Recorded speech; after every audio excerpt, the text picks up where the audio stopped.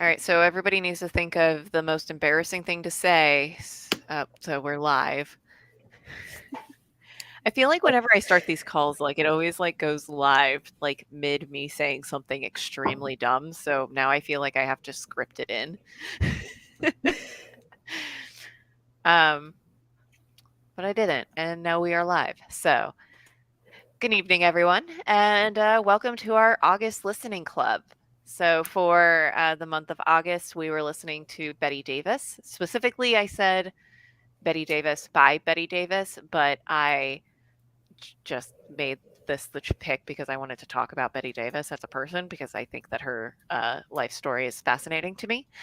Um, so I am just going to go through a couple of quick housekeeping things, and then we can get started with our conversation. So this is one of 3 multimedia clubs that we have here at the Dragonfly Arts Collective.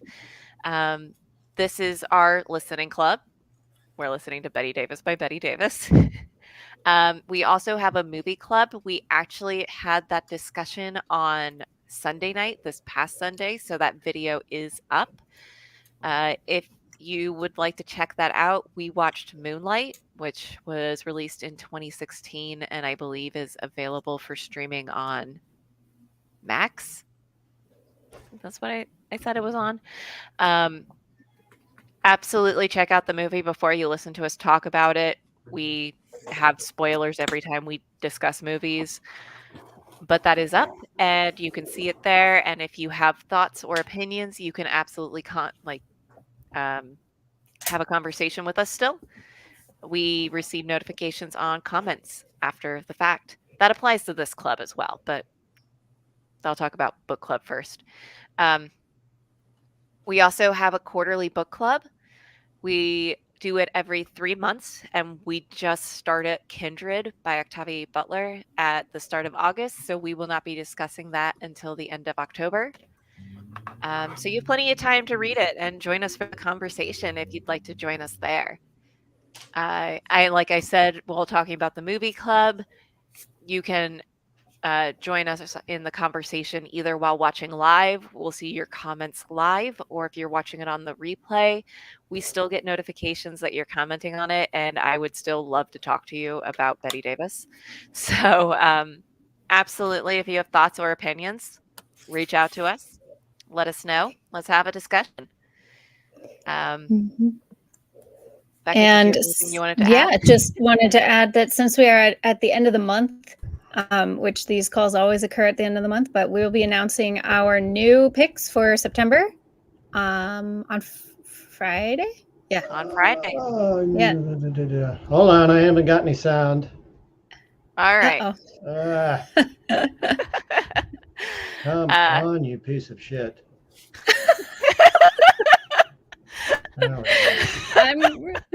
Can you hear us, Tim? Welcome. I don't think he can.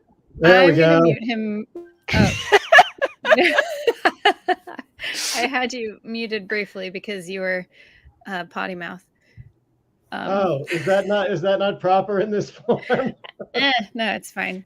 Actually, it's fine in this form, but YouTube gets upset if you do it within like the first 5 minutes. I don't know why it's like a specified time of like, oh yeah, no, you can say whatever you want after those 5 minutes. We're not monetized yet, so it doesn't matter at this point. But someday it will. But I was just doing some light housekeeping. So that all being said, we do have a Patreon. So if you like the stuff that we do here, feel free to support us over there. The link is in the description. We also have a Facebook group, which you might be watching this on because we stream it live into the Facebook group as well. But I am going to go ahead and put the link to it down there. I think it might also be in the description on YouTube. Is it? I don't know. Oh, I'd have to double check. Yeah, we'll have to double check that. I should include that. These are very casual conversations that we have. We just have a limited number of seats that we have available on them. So when we release our picks on Friday, if you want to join, let us know so that we can include you into the conversation. Yep. And let us know sooner rather than later, because the calls do fill up. Yeah.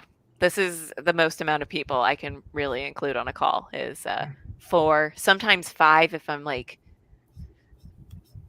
feeling good, I guess. I don't know. It's usually like 4 or 5. We usually try to stop at 4. So absolutely let us know as soon as possible. And if you don't get in, still join us in the conversation in the comments.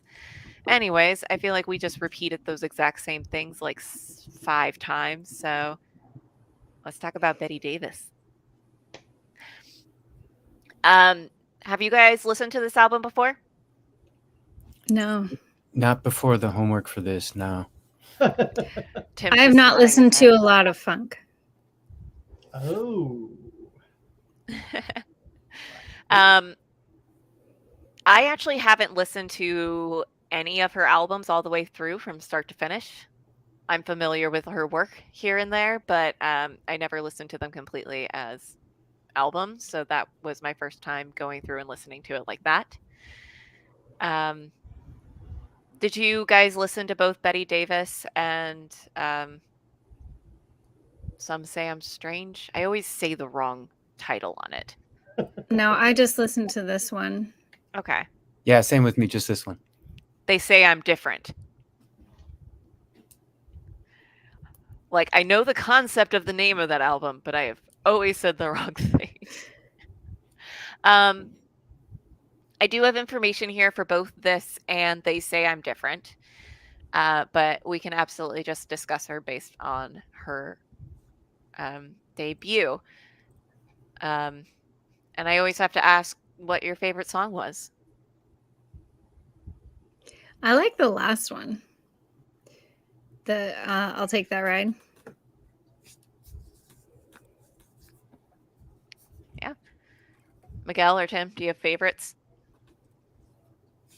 Go ahead, Miguel. You know, I hadn't really thought about that. I think I watched it listened on YouTube, and the last one on the YouTube was not the part of the CD reissue. It was In the Meantime. So maybe that one. I'd have to think about that, though. I don't know what it says that you both are just like, yes, the last song we listened to.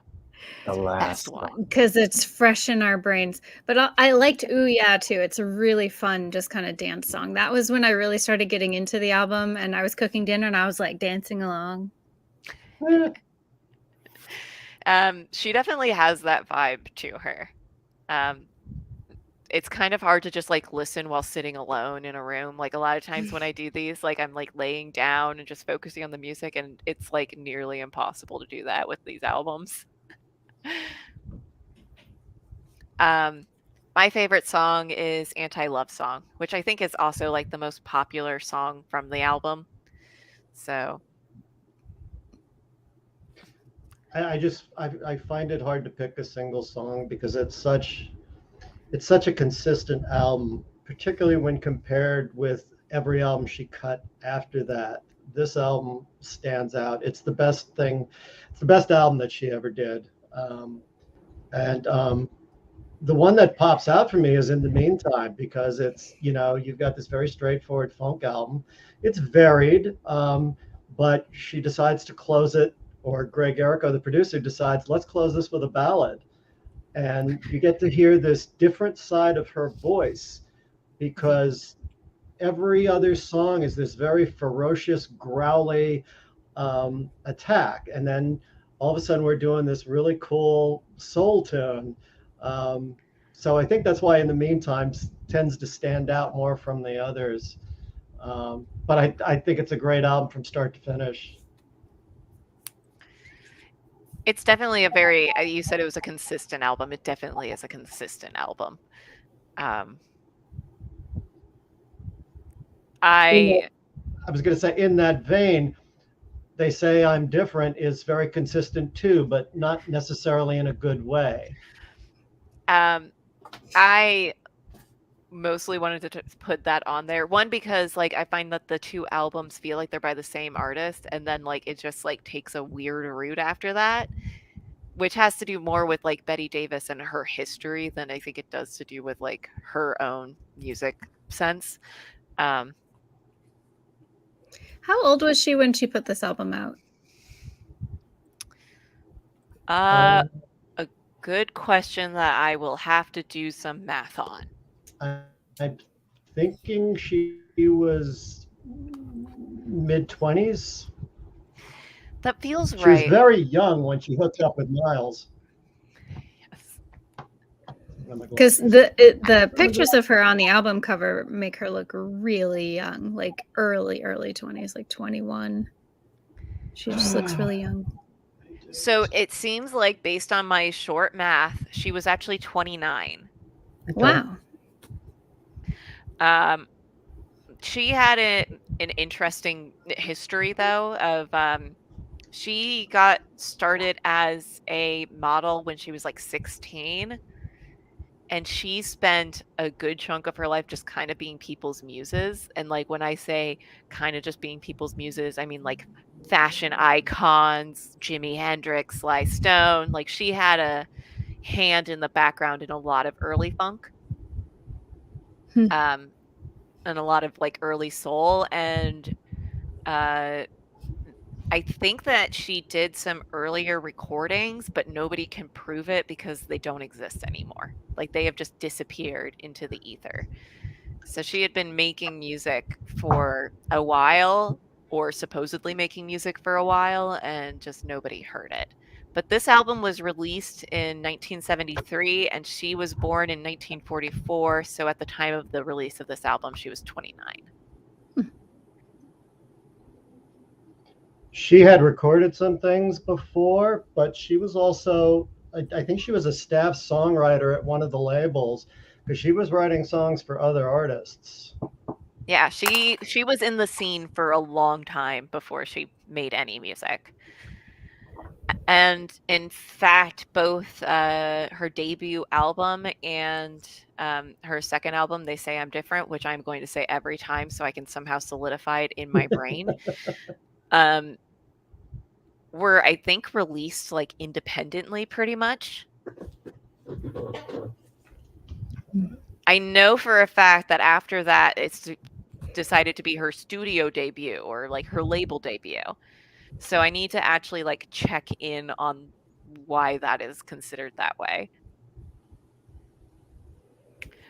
The Wikipedia says that she wrote some songs for the Chambers Brothers, who were on the Questlove Summer of Soul documentary from last year, and then she had a single on the DCP label, but not an album. But that's Wikipedia. So Right. So she was with basically a small startup label, and then she went to Island in 75. Right. So yeah, startup label. It seems like it was Just Sunshine Records, was founded in 1971. So this was a very early record from a very early label. That didn't seem to operate super long. They kind of like they have a break, like a very large break. They did a lot of stuff in the 70s, and then nothing in the 80s, one album like in the 90s, and then a bunch of stuff in the 2000s. So wow. I don't know. I mean, Miles Davis and Miles and Teo Macero took her to Columbia. They took her demos to Columbia, and Columbia didn't want her. Which is surprising, because this album is so fucking good. I don't know all the relationships that were involved, but she got extremely high caliber players to play on this album. And Greg Errico, who plays drums, produced the album, which I think is why it sounds so much better. She produced her records, her own, after this. And I think she's probably a better songwriter than she is a producer. Look at this. You have Larry Graham from Sly and the Family Stone. You got Doug Roch, who's not in Santana yet, but he's already making a name for himself. Greg Errico, also from Sly and the Family Stone. Neil Sean has just left Santana and is getting ready to form Journey with Greg Raleigh. Pete Sears is playing a lot of studio gigs. He would go on to play bass and piano with Jefferson Starship. Richard Commode, 2 years later, would join Santana. Merle Saunders was playing with Jerry Garcia's band. Yeah, he's kind of a Bay Area institution. Yeah, and then Mick Gillette, Greg Adams are the Tower of Power horns. Yep. You know, then you got the Pointer Sisters, Sylvester before Sylvester, you know, just destroys the world. You know, it's an incredible. How do you get this lineup? You have friends.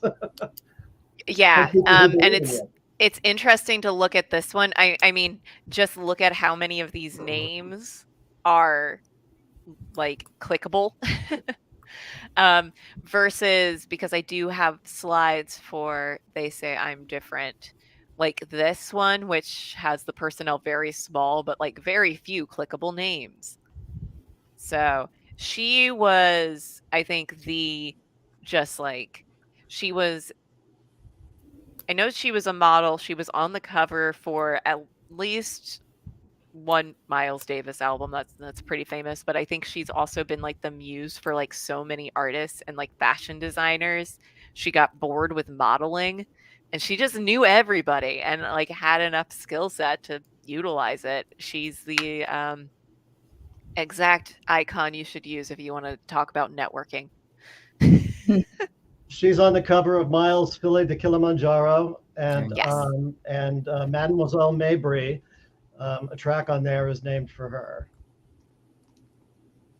There you go. She's also got the skill and talent to back it up too.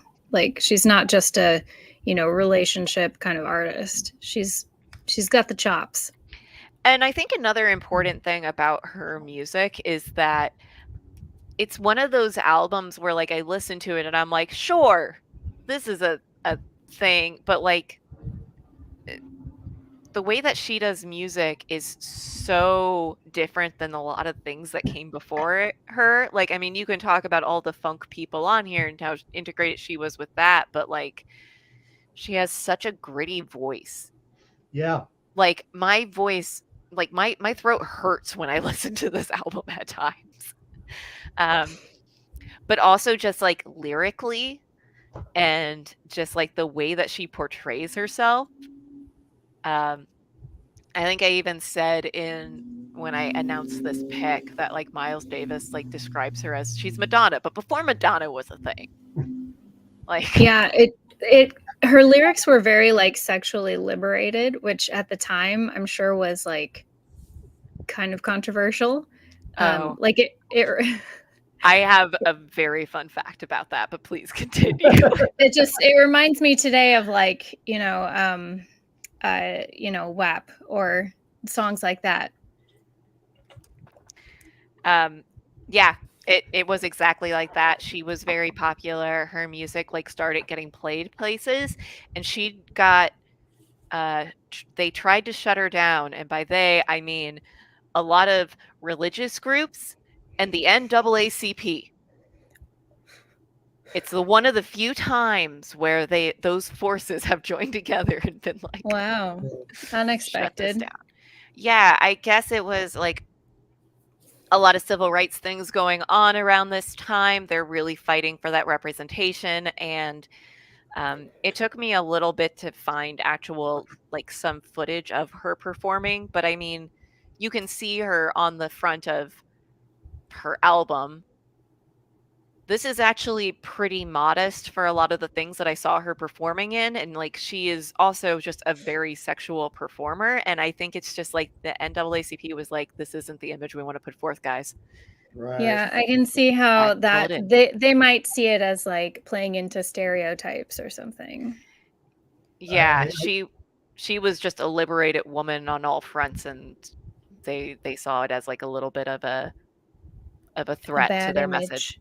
Yeah. I don't want to presume to speak for the Black community, but there has always been this tension between what Black organizations like the NAACP and what your average middle class Black person felt should be their image. The NAACP wanted it to be all clean and perfect so that, you know, white people would respect. Right. But, you know, but then you had the revolutionary people like, fuck that shit. We are who we are, you know, Yeah. and there's nothing wrong with that. So, Yeah, and that a goes, lot of those. Oh, sorry. absolutely. I was just going to say a lot of those major civil rights organizations have always been like, hey, we have to work within the system. We can't push too hard because we need the whiteys to accept us. yeah. And they did bury her pretty well. I did say that I mostly wanted to just talk about her and her life and about how she kind of just made like 3 or 4 albums. She made the first 2 and then kind of just like fell off the map for a while. I guess she went to live with Silent Monks, Oh. which I'm sure was quite relaxing for her voice after her vocal stylizations. But she came back because her mother got sick and she wanted to handle it, and nobody really talked about her until like right before her death, I want to say, and there was like a revitalization of like interest in her music, and she was kind of just like living in a basement. So she went from like partying hard, living the life, being top of the game to just kind of fading into the background and disappearing. It's an think all too common story. I really believe if she could have gotten a major label behind her sooner and had been able to produce work as consistent as this album is, that they still might have buried her. But there were a lot of men who were doing this kind of work at the time, and in funk, you know. George Clinton was never hiding the sexualization in his lyrics, you know, all the double entendres and stuff. But it's always been acceptable for men to do those types of, yeah. But then you've got even Mavis Staples, you know, and I remember there was a bit of we don't know about that when she did the soundtrack with Curtis Mayfield for Let's Do It Again, and that title track is very erotic, and actually even more erotic than anything on this album.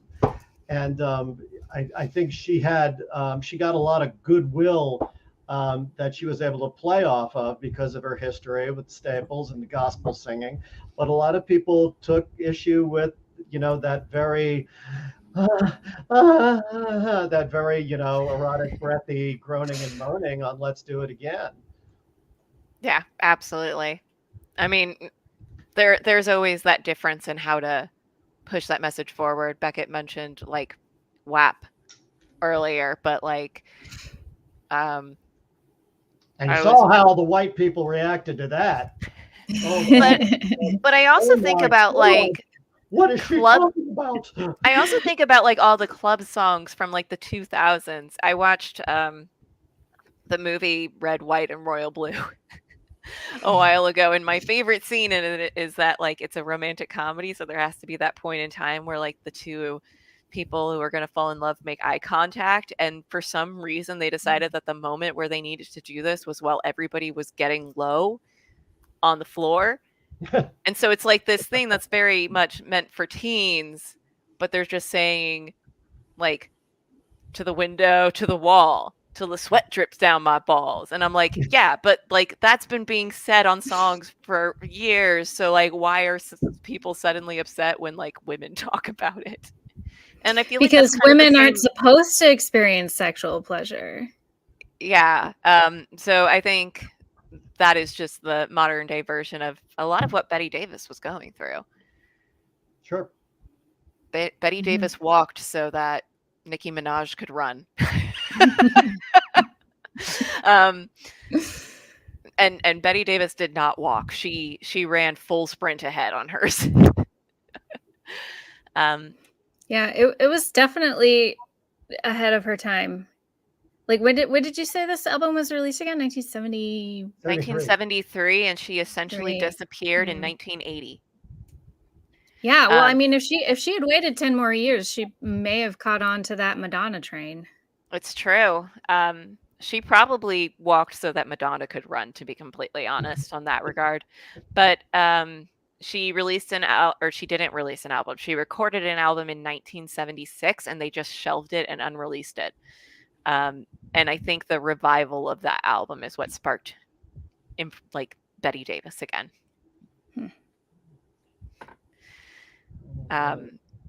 Mostly I know Betty Davis because when I was in college, I had to play an ensemble, and it's just like all of the people get together. You don't get to choose who you're in an ensemble with. It's just kind of like a class you have to go to in music school. And both the drummer and the bass player in my group were really big into funk music. And if both your drummer and your bass player are into funk music, you're going to play funk music. You're going to play funk. So I had like my introduction through that. Yeah. Yeah. Yeah, I never really. I mean, go ahead. I think. Beckett. Sorry, I feel like Tim is always on a little bit of a delay, so it's hard to gauge. Oh. But yeah, I never really. I went through a phase around that age in like late high school, early college of like classic rock. Never really transitioned to funk. Yeah, when I was in music school, funk, Tower of Power, and our local group was always Lettuce, which is a big funk group, but it was always more like funk rock kind of thing. But like funk was always in the background, but it was something that I never really got really into. But I'm always like excited when it comes on. I don't ever choose to put funk on, but I get excited when it comes on. I was fortunate growing up in the time that I did, because I grew up listening to the stuff that my mom had around the house, which was big band music and classical music. And the very first pop record I heard was The Temptations. Papa Was a Rolling Stone. Nice. And before that, when I was a little boy, the Jackson 5 had an animated TV show on Saturday mornings. So the first songs I heard were those R&B, soul singles that the Jackson 5 were doing back when Michael was, I think, 6 or something like that. So the only pop music I heard early on was black music. And when I heard Papa Was a Rolling Stone, that was it. That was, my whole musical world was about funk after that, up until I was 15. Dope. That's really all I can like say to that. I wish I had like more of a introduction to funk because it's such a fascinating music style and it's so much fun. I also had the fortune of growing up in Los Angeles, not where you were born, not where you grew up. I'm sure it was very hard to get American pop records or funk records at the very least out there. I had it. It was everywhere. You couldn't escape that shit when I was growing up. You'd be surprised. I would be. You're thinking of actual record shops instead of what it was, which was Sure. I was a teenager in the time of LimeWire and Napster, and we got a lot of bootleg CDs. Yeah. I still have some of those CDs, and like you open it up and it's like from like the large case of CDs that like people would get like at the office store, and it's just like they didn't even try, they just wrote on them in Sharpie. Anyways. I'm an old guy, so I got my time sense is very poor. That was how I stored music before iPods. But yeah, I feel like a lot of popular music starts in like the Black community. Like, I mean, think of jazz or any kind of musical tradition. A lot of like rock and roll, a lot of Black artists did it first, and then white artists made it popular. It's definitely like it's a cultural difference. but I think it takes a while for things to like become okay culturally. And I know I've brought up on these calls before about how much I love like old music history, because like if you go back to like the early 20th century, even like there were operas and they'd have like one dissonant tone and like riots would break out. Like people don't like things that are different, and it takes a really long time. And I think that a reason why a lot of pop music now is based in Black culture is because it's something that's been in the background and people are more okay with it coming to the foreground. And it's Yeah, I interesting. mean, also, I feel like, I not to make this a political discussion, but like just considering the history of, Black Americans and what they've been through and what popular culture has done to them over the centuries, and like, that's, you get a lot of people stealing their art and their work, and there's even a lot of talk about stuff like that today, as far as like TikTok dances that were started by Black creators that, a multi-million follower white account will pick up and suddenly it's a trend, even though it was started by, somebody else. And that just happens so often because I feel like it's still difficult for our culture to accept, just considering our history, people as they are. We'll have to have a discussion on like the whole like stealing of Black artists, because that's like a huge thing in the circus community as well. Of a lot of the people who have a lot of followers are white, and so when they borrow a trick, they can claim it as their own very, very easily, because oftentimes nobody checks where they got it from. And it's a very huge problem on it's TikTok. a huge problem on a lot of platforms and things. It's just, but in terms of like the funk community, it feels like it's like a very closed sphere, especially at this time. Like when we're talking about all the people that Betty Davis had on this album, it's such like a weirdly, like, it's like one of those communities where like every single name in it, and it feels really weird that they know each other.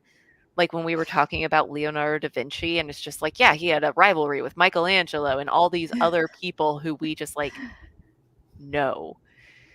Yeah. Yeah, well, the thing about funk is it was basically invented in the mid to late 60s by James Brown. So at the time of this album, it was less than 10 years old, right? So that's part of why I would imagine everybody knew each other. And then, you have people like Tower of Power that would absolutely be described as funk. But, Sly and the Family Stone sold a lot of records, and I don't think a lot of people initially they had funk elements, but it was sort of different. Anyway, so it was a brand new thing at that point. Absolutely. I was between Betty Davis and Funkadelic. Not Parliament, just straight Funkadelic. And Ryan decided that this was a better choice. But it is like interesting to like listen to things at that time and like realize like a lot of it like isn't what I would think of as like pure funk. Like when I think of funk now, a lot of those early funk are like a mixture between, like, it's like almost like a sub-genre added on to things. Yeah, I feel like a lot of genres come about that way. Like how grunge came out of the punk scene, and at first it was very much a mixture of both until it kind of found its own niche. This may be a little esoteric reference, but Jeff Berlin, who I'm sure only one of us other than me is familiar with, used to write a column for Guitar Player magazine, and he liked to teach funk style bass lines. He's a white guy, and he described funk as the foundation of funk is a 16th note rhythm with syncopation. And as long as you have that, where you land on the one, which comes from, James Brown. You always land on the one of the two of each 2-bar phrase. But if you have that 16th note rhythm with random notes dropped out, that's a funk beat. Funkadelic, interestingly enough, is more of a rock band than a funk band. Absolutely. They even did a track called something. What was it? Who says funk bands can't play rock? So Parliament was more of the funk band of the Clinton Empire, and Funkadelic was the rock band of the Clinton Empire. That's where their music kind of splits. And that your boyfriend reacted to Funkadelic that way, and that's the Betty Davis thing is very pop. There's some extreme elements to it as far as pop is concerned, but it's pop. Whereas Funkadelic was inherently political, in your face, no doubt about it. We're being political. Whereas the big thing about Betty Davis is that it's very sexual. They're both very aggressive, but in different ways. Yeah. Yeah, and sexuality for female artists is political, whether we want it to be or not. Yeah. I was going to pick Maggot Brain. That was my other option. But yeah, Ryan doesn't know music at all. So when I ask him to choose between two different things, it's more of just like, which one of these is more acceptable?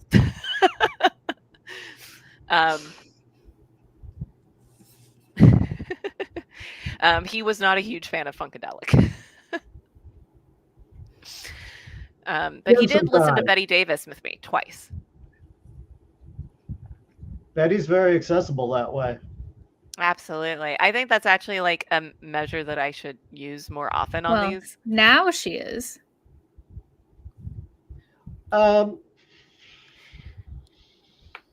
It's definitely more accessible. Like even in the time, I don't think anybody would listen to this album in the time frame and just be like, "What the hell is this?" Like from a musical standpoint, I think that you'd listen to it and be like, "Damn, this is cool." Wait 1 second, what's she talking about? It's more fun to listen to. Right. And I think as you can far still, as like the melodies and the beats and yeah, from like a musical listening standpoint, it's always going to be fun. That's fair. Yeah. You don't need to go into it with extra knowledge. I want to bring up the album cover for They Say I'm Different because I have questions. This is actually cut off. I spent a while looking at this and then trying to figure out what was the art direction. Because also this album was released in I think like 1974 or 5, and this is the most 80s cover I have ever seen. 1974. Yeah. Except for the afro. Like this is a woman ahead of her time. The back of this is the front of the vinyl cover, but the back of it looks like what should be the front. It's the same outfit. She's got like a little hat on. It's like her looking directly forward. It feels stylized. This one looks like she's trying to assemble a tent. and somebody said something and she's just like, what was it? And I can't figure it out. There's a larger one where you can actually like see that the poles like go down farther and you can see her shoes. Yeah, what is she holding? At first I thought they were bows, but Are they I don't think pool they are. cues? No, I do think it's something that like becomes a long stick is my theory. Like a tent pole? Yeah, like a tent pole. I have spent so long trying to figure this out today that I had to bring it up, and I can find nothing. I can find all of the information on like who designed the clothes, who the art directed, but like nobody will talk about this image. And it just feels like such a weird, candid shot that they were like, I like it. Maybe that's it. Maybe that's what happened.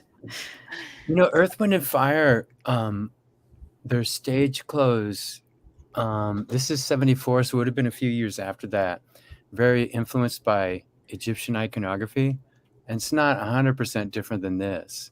I'm thinking of that little eye looking thing Yeah. on her stomach, you know? So, but yeah, that's a Yeah, crazy outfit. it looks very tribal, but also futuristic. Yeah, it's a fascinating album cover, and I spent so long just like looking at it, trying to figure out what it was I was looking at. So, anyways, I had that information and I had to tell you about it. So I was originally thinking about when George Clinton started outfitting Parliament in kind of science fiction-y kind of gear. And although they don't go deep into that topically in terms of songwriting for another 2 years, on the cover of Up for the Downstroke, they're wearing not something kind of like this. And then somebody said something just now, I think it was Beckett, and made me think of Afrofuturism, which is Afrofuturism is becoming a thing around the time that this cover came out. So I'm pretty sure that probably had an influence on it. That makes Yeah, sense. absolutely. And like I had to pull up the back cover for it. It is 100% like it has very Egyptian vibes to it when it's all put together. It kind of looks like a cobra, honestly. But like the way the hat is designed kind of makes me feel like, yeah, it is Yeah, going I back can to that Egyptian. I can kind of see a cobra inspiration in the neck shape and the what do you call this behind her? The fin, whatever. the carapace. I don't know. I don't know fashion terminology. Fashion is not something I know a lot about. Collar, is that? Collar, yes, maybe.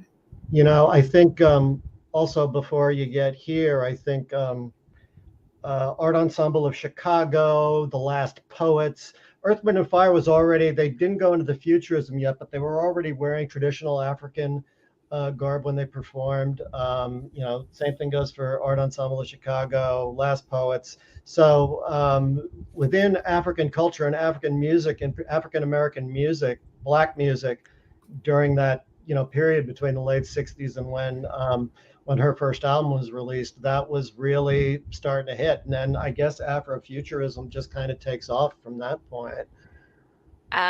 So yeah, absolutely. A lot of like the bands from this time frame definitely have like Afrofuturism like still includes them.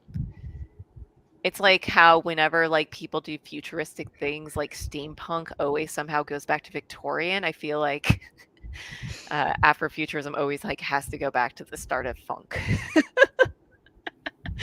The person who designed this outfit was Kaisik Wong, who did a lot of really crazy things and used Betty Davis as a muse on several things. He was very popular in the 60s and 70s, but he died in 1990. So he was a designer from the Bay Area. And all of his stuff is really wonky, real crazy. Huge fan. Cool. So you can check him out. It seems like she used a lot of his stuff for it. But mostly, Oh, go ahead. No, I was like, I mostly just wanted to show it to you because I wanted to know what everyone else's theories are and what she's holding because I can't figure it out and it's really bothering me. They also look like they're made of like clear acrylic or something. Yeah, they do. Yeah. But you know, when you think of this moment, I could also easily be convinced that somebody handed her the props. She held them for 2 or 3 seconds. They took 3 snaps. They got rid of it.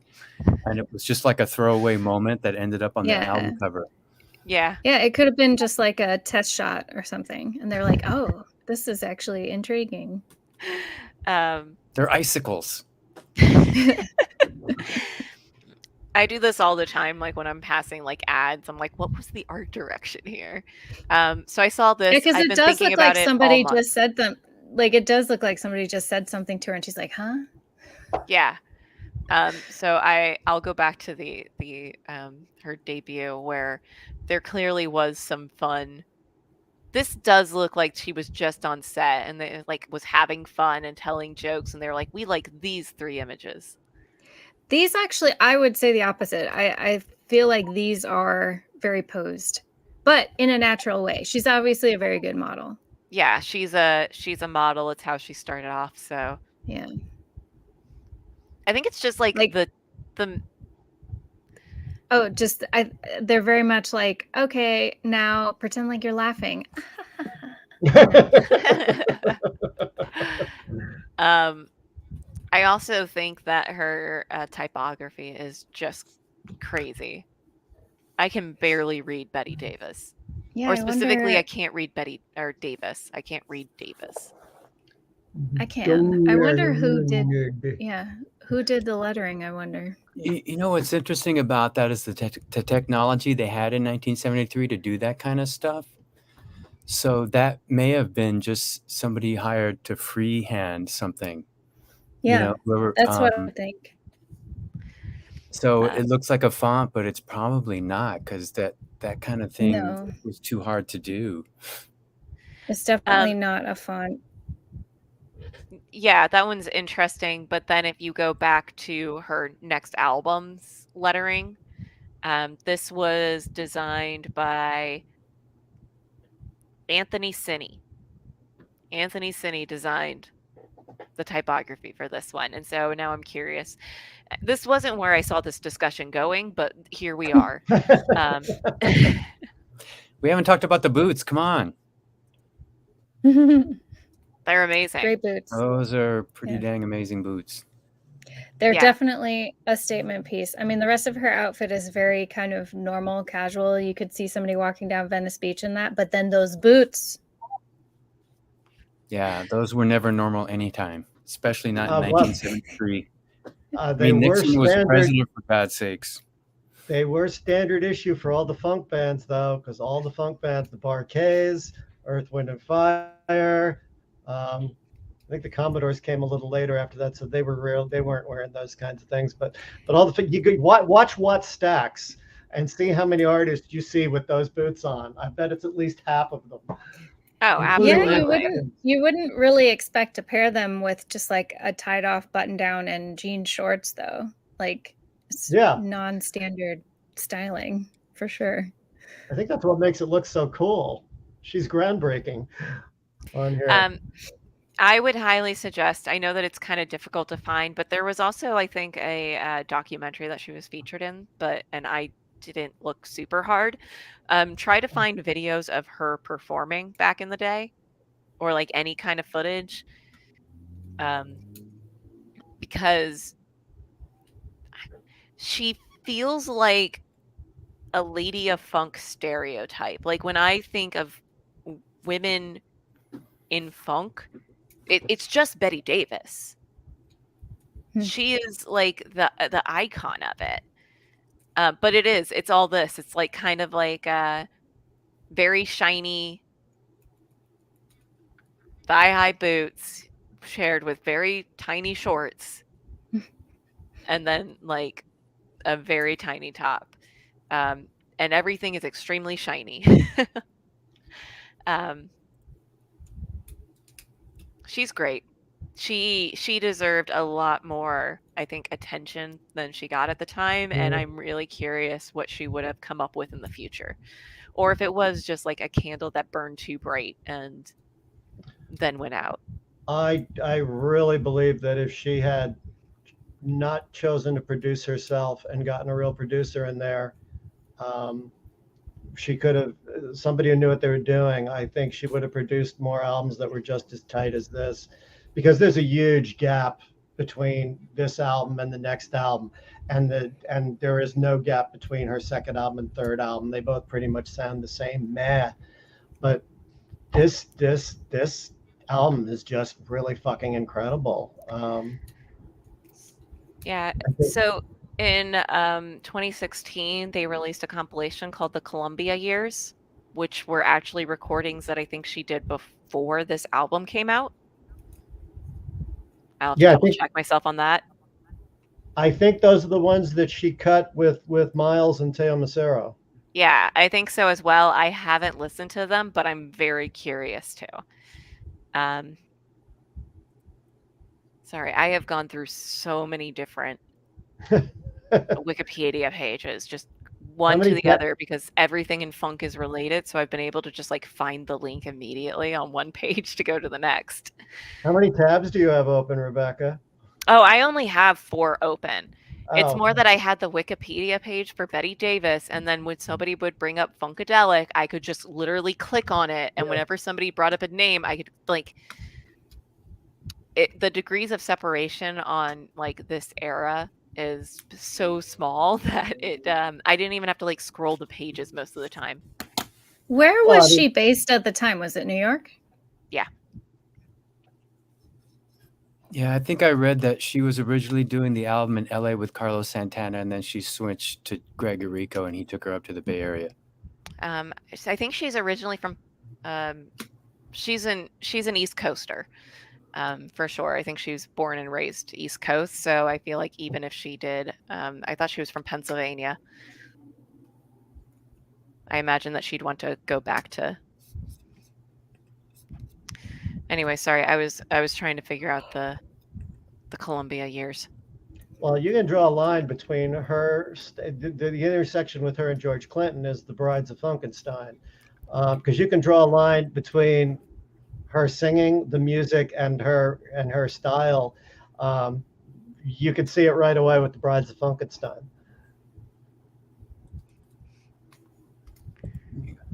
Hey, so her Wikipedia page says she's born in Durham, North Carolina, but moved to Homestead, Pennsylvania.